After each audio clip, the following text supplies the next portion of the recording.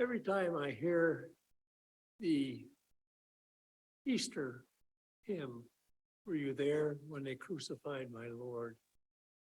I revert back to what we heard last Sunday with the Passion of Matthew and what we just read aloud, or heard aloud, the Passion of John. It's amazing how between 60 years, words get added, phrases get added, individuals get added.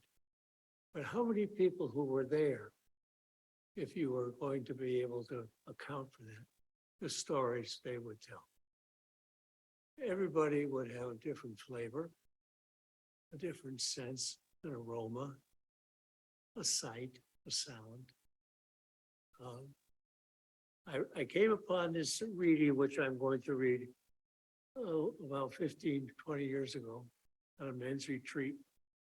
And it's called The Execution by Father Theodore Tracy. It wasn't one of those good, clean jobs, the kind we'd had often enough before, when they came in tough, snarling, fighting and cursing, or shivering, yellow-bellied bully scum that had it coming. You held them down and hammered into nails, hoisted them up for a few hours before you broke their legs, and put an end to their misery and let them die.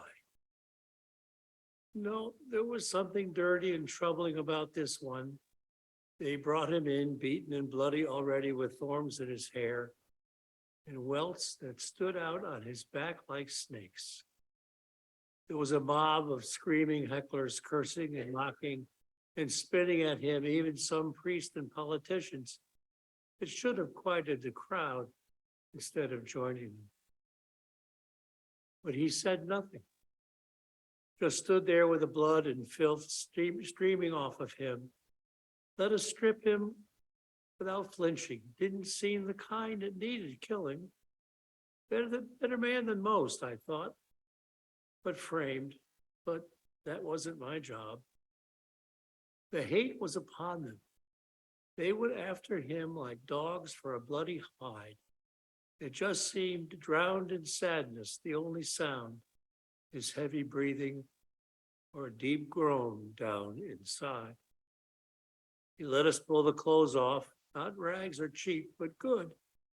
We saved them from ourselves, though, bloody, oh, it stuck to the flesh.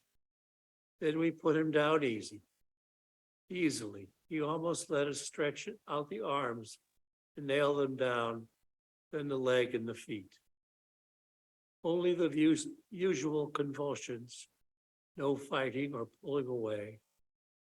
He had guts, that one. You could feel the strength for all the blood beating. He just took it, no screams or curses, just heavings and groans like a wounded animal.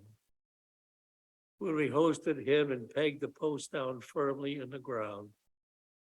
But unlike others, they wouldn't let him be, even while he hung there bleeding his life away. We were ordered to nail a notice above his head that he was king of the Jews, some bloody rot. Then the priests and politicians wanted that changed, but we got no countermand, so that just made them wilder. They took it out on him. Hell broke out in fury, screaming and shaking their fists and spitting until they had their fill. It was a dirty business. More like they should have been up there than him. Some woman crept quietly close to him. Someone said one of them was his mother.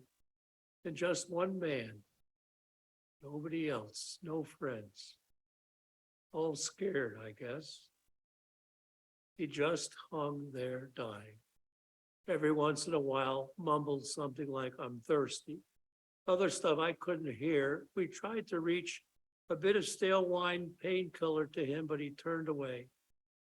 We had crucified a couple of clear cases with him. They screamed and cursed like the others, until one of them called out to him. He got a reply that quieted him down somewhat. It was strange. Time dragged on and the heat got worse.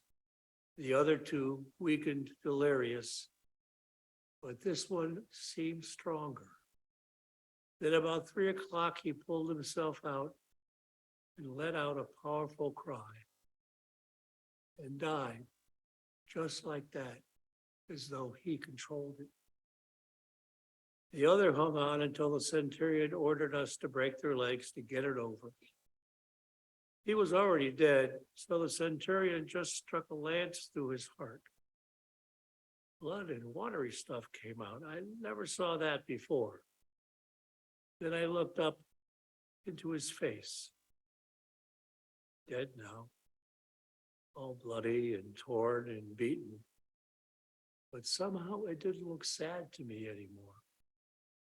Just peaceful, like he'd done something he had to do.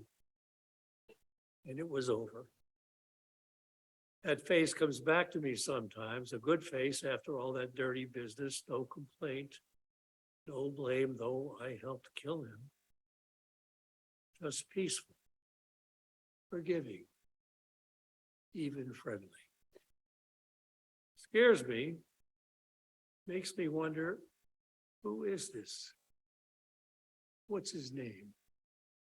Jesus.